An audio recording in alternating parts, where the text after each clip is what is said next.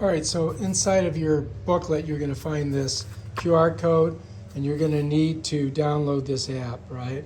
So I'm going to go to Photo, right? I'm going to go on iOS because that's what I am, right? I'm Apple.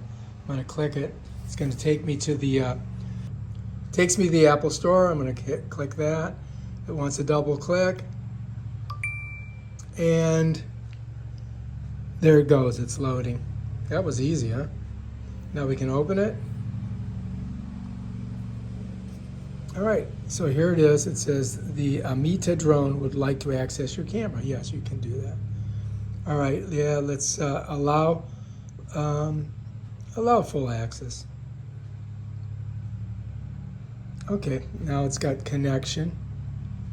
Let's see, hit that. Let's see what happens. Oh, there it is, look. Looks pretty good. Flight interface. Let's see. Take a photo.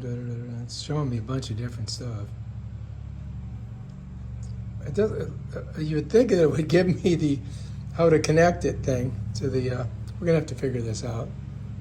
Well, anyway, we got it on the phone. Once everything's charged up, then we're gonna figure it out. How's that sound?